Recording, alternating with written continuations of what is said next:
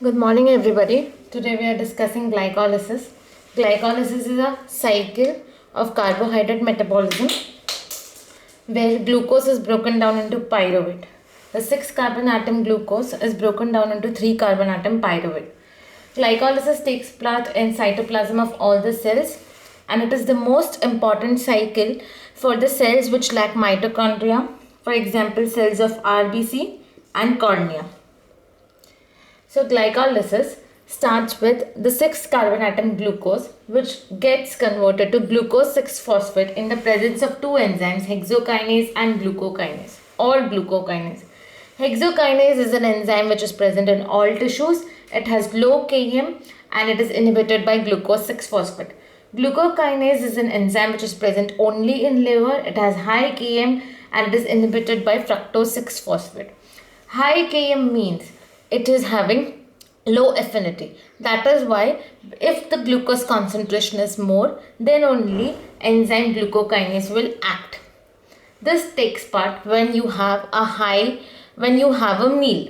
Then glucokinase will take part because there is more amount of glucose. This is an irreversible reaction, the first irreversible reaction, where ATP is broken down to ADP, that is one ATP is used over here. The kinase reactions are generally irreversible.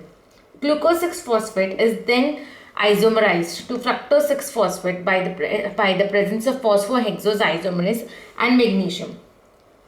This glucose 6-phosphate is the most central molecule in carbohydrate metabolism because it can take part in glycogenolysis, glycogenesis, gluconeogenesis and HMP shunt, as well as it is taking part in glycolysis. So it is important in 5 pathways of carbohydrate metabolism. Fructose 6-phosphate will get converted to fructose 1,6-biphosphate in the presence of phosphofructokinase 1. 1 is important because phosphofructokinase 2 is taking part in other reaction. So phosphofructokinase 1. Phosphofructokinase 1 utilizes one more ATP in the presence of magnesium.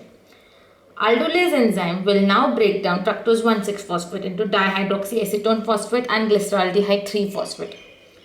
Dihydroxyacetone phosphate can take part in lipid metabolism. Glyceraldehyde 3-phosphate will get converted to, there will be 2 molecules of glyceraldehyde phosphate when the dihydroxyacetone phosphate will again get converted to glyceraldehyde phosphate in the presence of phosphohexose isomerase. Glyceraldehyde 3-phosphate will form 1,3-biphosphoglycerate in the presence of dehydrogenase and its inhibitor being iodoacetate. The most important thing is here NADH molecule may be formed. One NADH molecule will give rise to 2.5 ATP. 1,3-biphosphoglycerate will be forming 3-phosphoglycerate in the presence of phosphoglycerate kinase. Now the exception of this is that though it being a kinase, this is a reversible reaction and ATP is produced.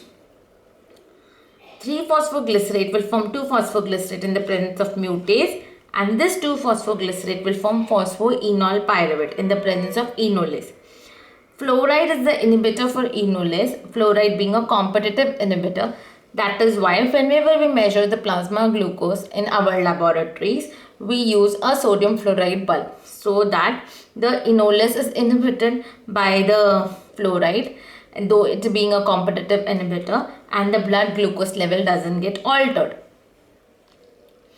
Phosphoenol pyruvate will form pyruvate and in the presence of pyruvate kinase. So a 6 carbon atom is converted to a 3 carbon atom, and there are 3 irreversible reactions in the whole cycle. One by the hexokinase or the glucokinase, second by the phosphofructokinase, and the third by the pyruvate kinase. These 3 reactions are the regulatory reactions for the carbohydrate metabolism, that is glycolysis.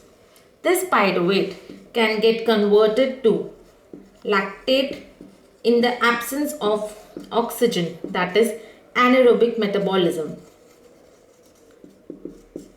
It will use NADH plus H plus to form NAD. Now this NADH plus H plus we get from this reaction, the one which is used in pyruvate to lactate. NADH plus H plus is used from this reaction to form lactate. NAD is produced and this is again used in the formation of 1,3-biphosphoglycerate from glyceraldehyde 3-phosphate. Now coming to the salient feature of glycolysis, there are two substrate phosphorylation reactions. That is from 1,3-biphosphoglycerate to 3-phosphoglycerate, ATP is formed. This is one substrate phosphorylation. The second substrate phosphorylation is from phosphoenol pyruvate to pyruvate. That is, one ATP is formed. Okay, so there are two substrate level phosphorylation reactions. One is 1,3-biphosphoglycerate to 3-phosphoglycerate and the second is phosphoenol pyruvate to pyruvate. Two substrate phosphorylation reactions. Now coming to the energetics of this reaction, one ATP that is utilized. One ATP is utilized in this reaction, one ATP is utilized in this reaction, so two ATP are utilized. NADH forms 2.5 ATP over here, one ATP is formed over here. This into 2 because we have two molecules of glyceraldehyde 3-phosphate and this into 2. So 2 plus 2 4 and 4 plus 5 9, 9 minus 2, total 7 ATPs are formed. Total 7 ATP is formed in this reaction. Okay, that's all for the just basic of the glycolytic cycle. We'll discuss more in the next coming videos. Thank you.